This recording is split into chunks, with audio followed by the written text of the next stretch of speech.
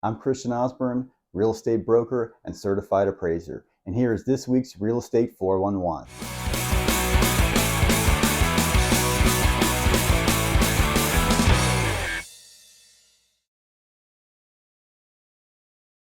In this week's video, we're going to talk about what adds value to homes. As a real estate broker and as a real estate appraiser, I'm asked this all the time. So let's jump right into this. Adding value to your home. We will go over things that add value and things that do not add value. Up first on the list, adding usable square footage via an addition. Adding square footage to your home will certainly add value. However, how much is too much? It really depends on your market and your neighborhood.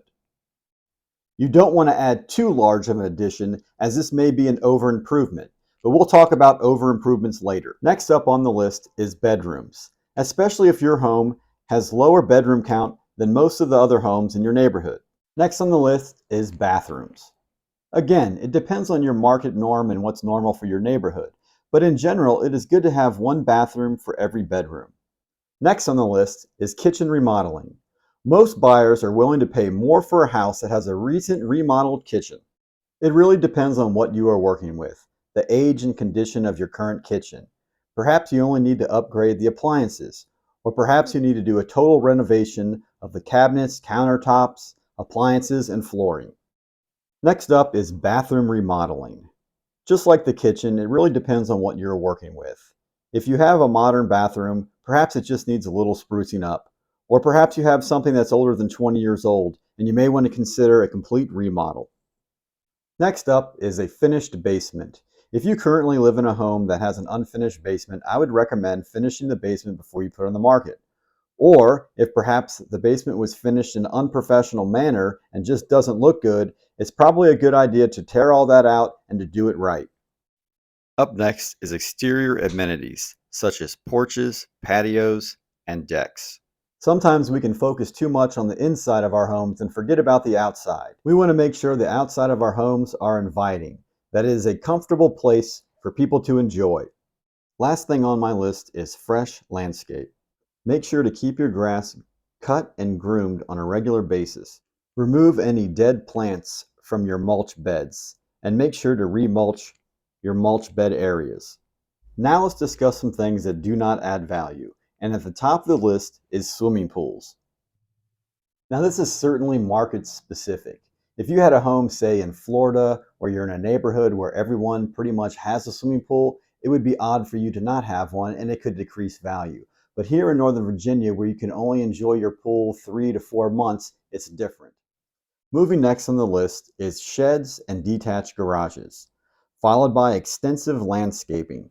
I've seen people spend as much as $150,000 in extensive landscaping for their home, but the truth is, in most cases, you are not going to get that money back when you sell your home. Next on the list, high-end expensive windows, followed by high-end expensive roofs like cedar roofs and metal roofs. Next up, elaborate exterior amenities.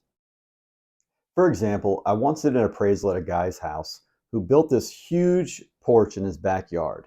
He spent over $100,000 on this porch, but it only added about $10,000, $15,000 of actual value to his home. Next on the list is jungle gyms and playgrounds, followed by unprofessional improvements. Specifically, what I mean by that is I've seen many times where homeowners have tried to save a little bit of money and perhaps do the home improvement themselves, or they hire somebody that's super cheap but doesn't really do that good of work. And what can actually happen is you can actually devalue your house when you try to save a couple pennies, ends up costing you thousands more dollars. As mentioned previously, I want to take a moment to speak about over improvements, diminishing return on your investment. Continuing with that earlier example of the guy who built this really elaborate porch on his house, he thought that if he spent $100,000 on this porch, that it would add $100,000 of value. But that is not the case. He did what's called an over improvement on his house. And we can do that on pretty much every feature we talked about on this list. You want to pay attention to what your market wants. What are the average buyers that are looking in your price range looking for? That's what's important.